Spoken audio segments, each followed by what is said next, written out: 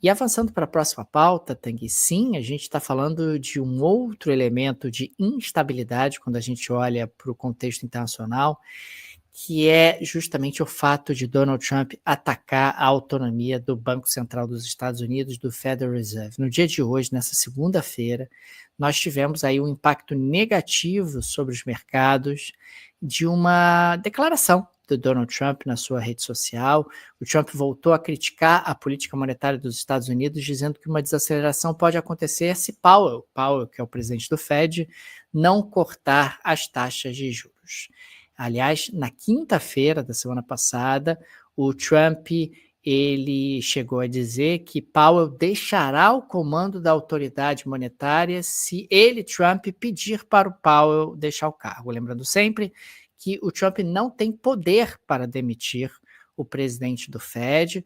O Fed tem autonomia nos Estados Unidos, mas ele começa a sugerir, Tanguy, que ele pode ficar pressionando Powell, pressionando para tentar de alguma forma inviabilizar o trabalho dele e, quem sabe, eventualmente forçar a sua saída.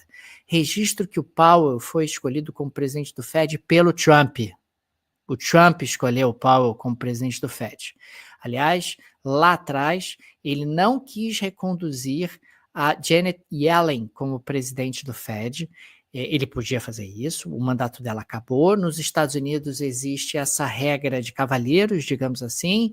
Se o atual presidente quiser permanecer, permanece, né? Você acaba reconduzindo, não importa se quem escolheu foi um democrata ou um republicano. Ela havia sido escolhida pelo Barack Obama, Janet Yellen, e o Trump não reconduziu a Janet Yellen para a presidência do Fed, escolheu Powell. Powell que foi reconduzido pelo Biden, e agora o Trump ameaça que ele, Trump, pode eventualmente estar não reconduzindo o Powell como presidente do Fed.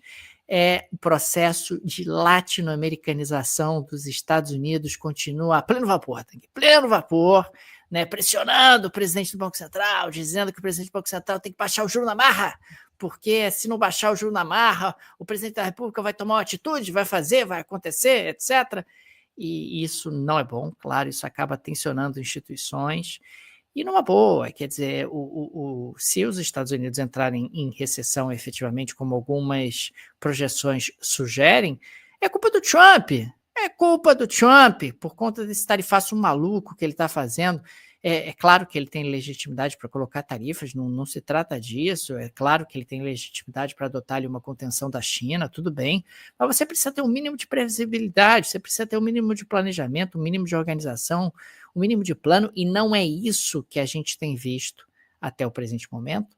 O que a gente tem visto é muita irregularidade, muita imprevisibilidade na política dos Estados Unidos em relação a tarifas, anúncios de revogação de anúncios e por aí vai. Quer dizer, é algo que vai criando um caldo de muita imprevisibilidade, e diante de tanta imprevisibilidade, o que as empresas fazem?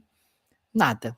Engavetam investimentos, esperam para ter um pouco mais de previsibilidade, embarques de mercadorias em direção aos Estados Unidos desabaram, compras de produtos americanos desabaram também, e isso vai trazendo aí implicações no PIB americano, na economia americana.